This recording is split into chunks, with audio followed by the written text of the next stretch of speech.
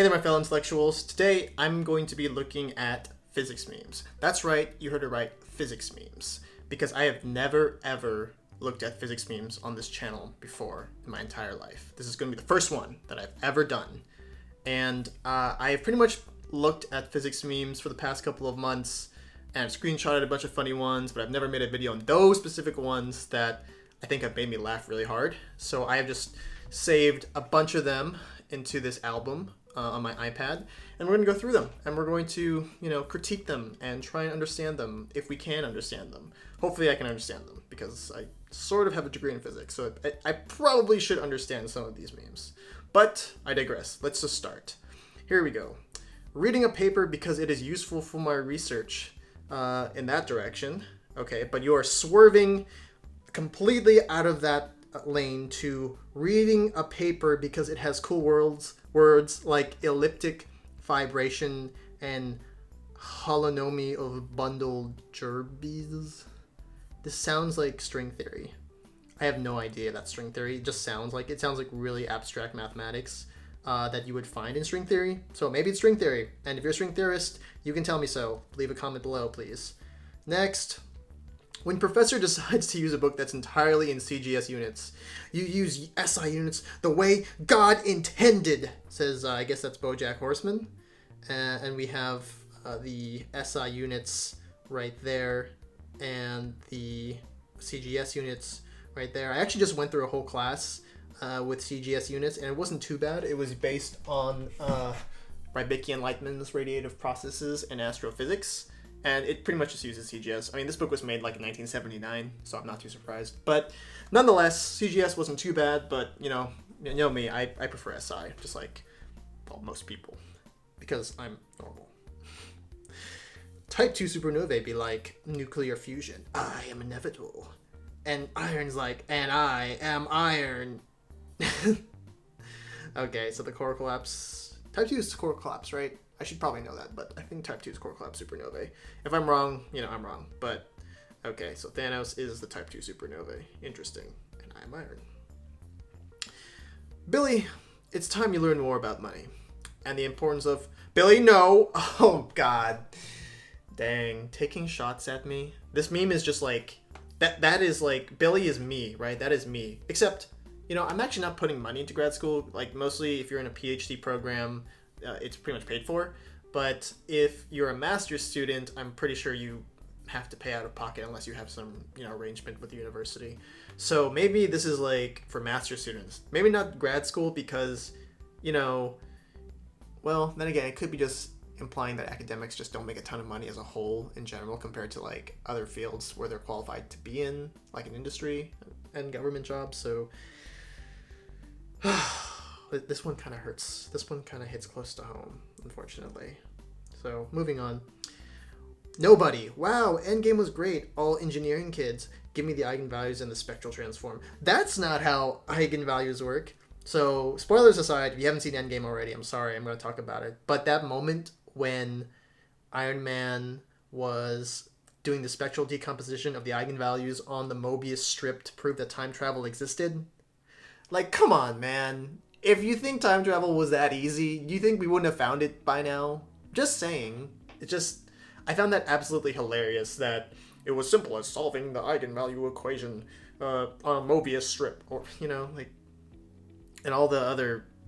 I think there was maybe one other thing he did, but it wasn't that, advanced. So, if time travel does exist, you know where to start.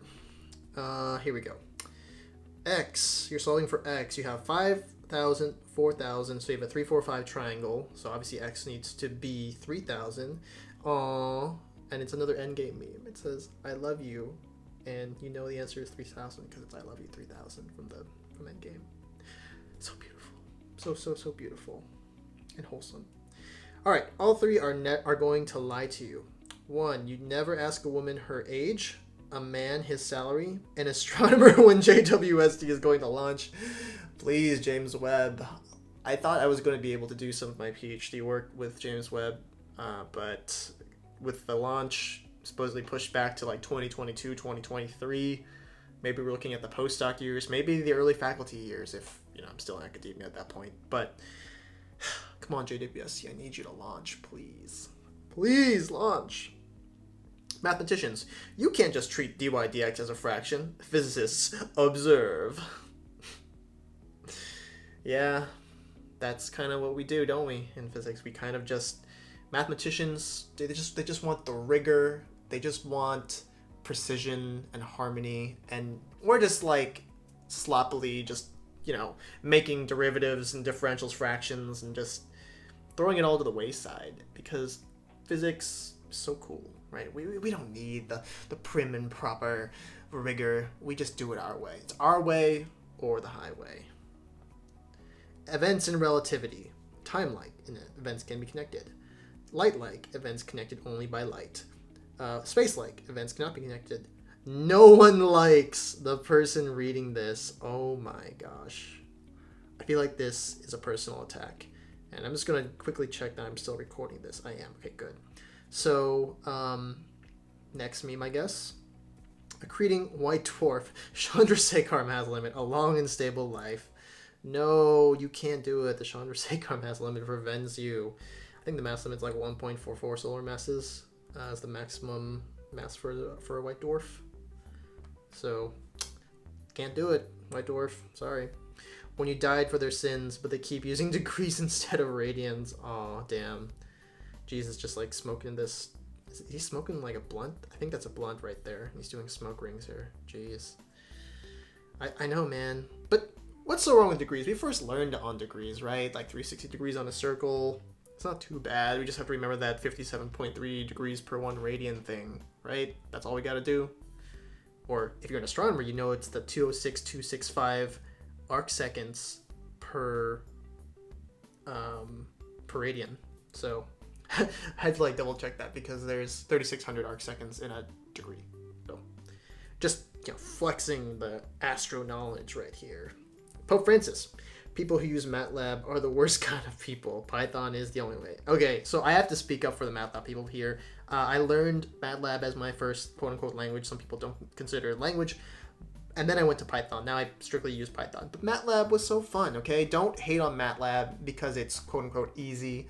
It was a great way to first learn coding. It was a nice, gentle introduction. And, you know, you can use loops and whiles and, you know, all that good stuff if you really like coding. So don't hate on the MATLAB users, even if they are engineers. It's like, don't hate the engineers. Don't come after me, engineers, okay? Like, just don't do it. I don't actually hate you. I'm just poking some fun. When your accreting companion star hits the Chandrasekhar mass limit and goes supernova, I thought it was just playful banter. No, man. Like, that ain't playful banter after a certain point. Once you go past that limit, there's no going back, right? Once you pass the Chandrasekhar limit, there's no going back. Haven't you heard that saying before? Because if you haven't, now you have. Moving on. Oh, I couldn't scroll there. Med students, PhD students, master students, postdocs, undergrad student workers, that one you pretend you're a faculty member, postgrad professional students, the building janitor, dropping everything at, quote, there's cake in the break room. I mean, depending on what kind of cake, right? I think most people in this position, if they're in physics or math, it's if there's pie, because everyone loves pie and in all of its infinite wisdom. Okay, why is the energy of the 3D orbital higher than that of the 4s orbital for potassium and calcium? Professor, I was like, oh, save me, drowning, because it works like that.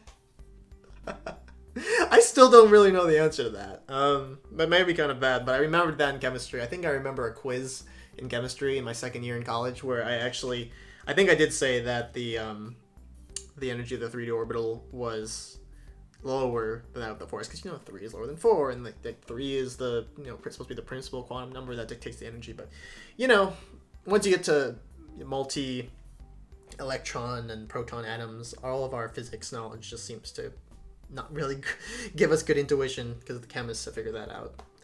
Moving on, dang son, I'm looking at references within the article I'm reading and the article I'm reading. That is true. That is true, though. Like, a lot of references in the papers that I read tend to have a lot of good stuff that I wouldn't have found I wouldn't have found had I not been reading, this article. But it is kind of stuck to the article that I'm reading. But they did point me in that direction, so good on you, current article I'm reading. When you want to calculate the wave functions of an atom more complicated than hydrogen, so you just neglect all electron-electron repulsion. That's probably not a good idea. A small price to pay for salvation. I mean, if you don't want to go into density functional theory or Hartree-Fock theory, I mean, that's kind of what you gotta do, even though it's terrible. Try and neglect all electron repulsion for helium, and I think you underestimate, or you might over or underestimate the energies. Well, you either over or underestimate, but the estimation's off by I think 20 eVs or something like that, if I remember that correctly. But yeah, you just can't do that, man. Electron repulsion is important, even though it makes your Schrodinger equation absolutely terrible to solve. You actually just gotta get in there and put it in there.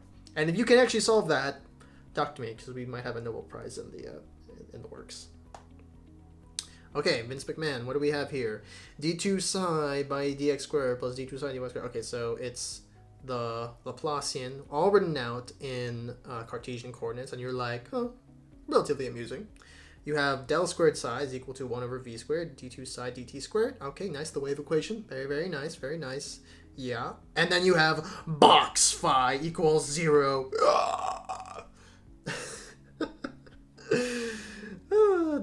Those of you who know that I believe this is the D'Alembert, please let me know if I'm wrong or I'm right, but I'm pretty sure that's the D'Alembert. But yeah, first time you see the D'Alembert, you're just kind of like, why?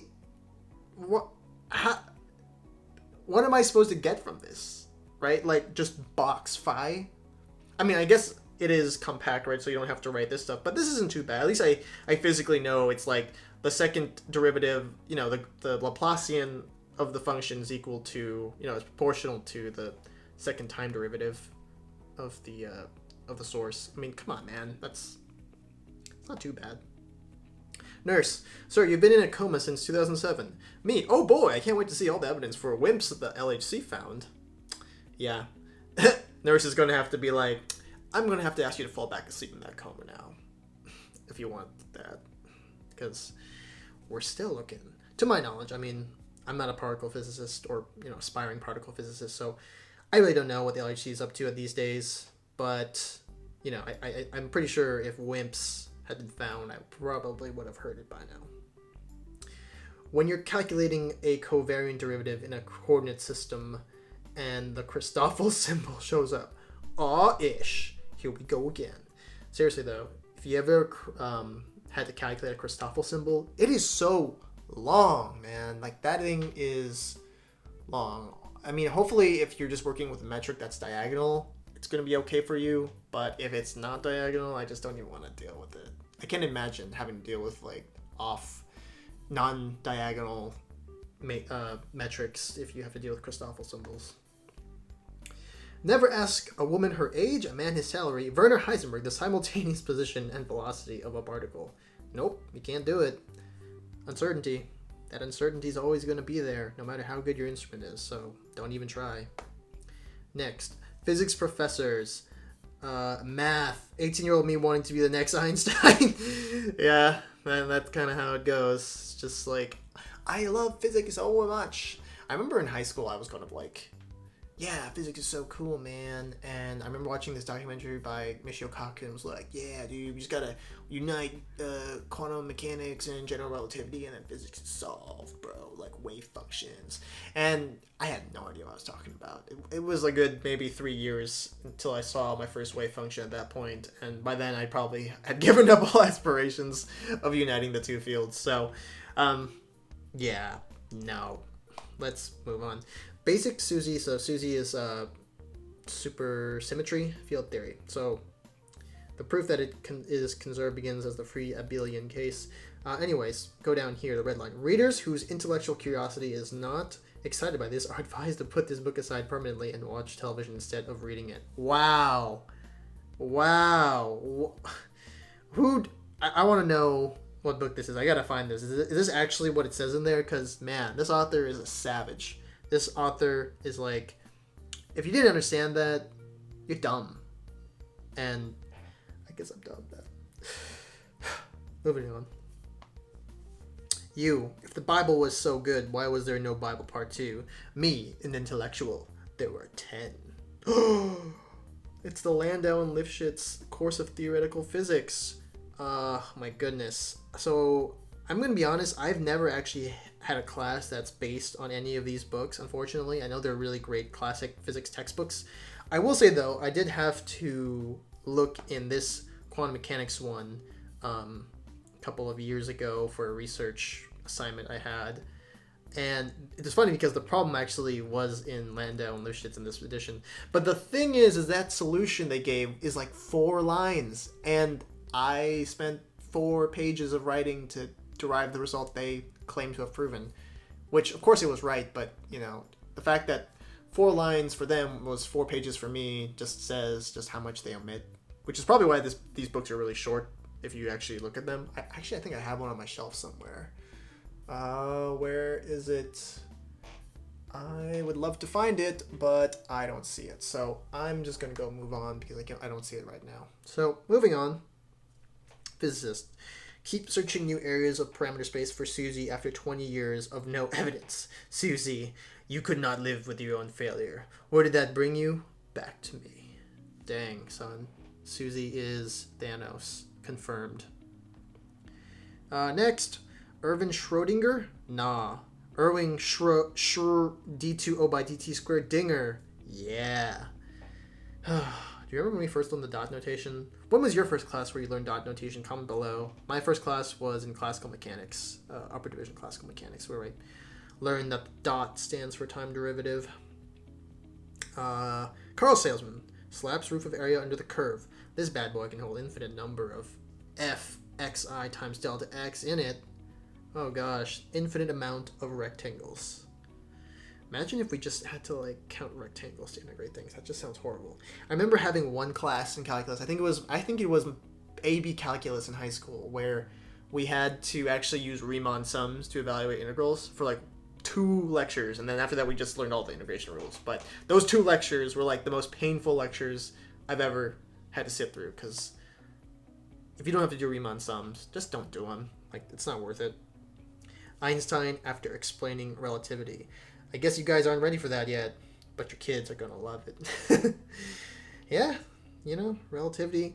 I mean, that time it seemed like, I'm not saying relativity wasn't a huge deal. It was a huge deal, but that was the time also when quantum mechanics was developing, and Einstein really didn't like quantum mechanics. So I think quantum may have stolen a little bit of the limelight of relativity. Newton. Here's an apple. You eat it, you store in the freezer, make fruit salad. Nope, you just go right to creating gravity. It's just apple falls. Instead of thinking about eating it, I am just going to create a new theory of physics and revolutionize the entire world. Good on you, Newton. Now you can feel gravity. Science and... Oh, it's a flat earther. Oh, dang. Dang, Neil deGrasse Tyson. You are a savage. Look at him. He's just I'm too cool. And he's Superman? What kind of comic has Superman pushing off this person in crutches? It's kind of messed up, don't you think? Air resistance exists. Physics questions. You have no place in this story. You come from nothing. You're nothing. It's true. I mean, in kinematics in the beginning, you kind of just say, air resistance? What's that? And then you take advanced classical mechanics, and then it's air resistance. Just, you're you forgot about me? So, Carl Friedrich Gauss hits the blunt. What if there were numbers that just didn't exist? Imaginary numbers. Wow. Who would have thought? Tell Schrödinger I survived. Oh no! The mean kitty! Oh no, the kitty's how dare you try and kill me with this apparatus. I'm out to get you, Erwin. Here we go here. Astronomy! Yeah! Astrology! Oh no! And then flat earth! No! The worst. Absolute worst. 100% agree though. In this order, I wholeheartedly agree. Next, photons, black hole. You're fast, but not fast enough. It's true. Not even like can escape. Next, when I solve math problems without Google. Knowledge is power. Friends by Feeling Like Newton. I should top this year. Okay, I think I'm genius. Yeah, that's the feeling you get. All right, maybe another one. Do we know what an atom looks like? Quantum mechanics. Well, yes, but actually, nah, we don't. No ideas. Next. 10 minutes here is 1 year on Earth. Great, we'll wait here for the launch of James Webb Telescope. Ouch, man. But true. We are still endlessly waiting that day. Maybe 2 more and I'll stop. So, Marvel. Infinity War is the most ambitious crossover event in the history.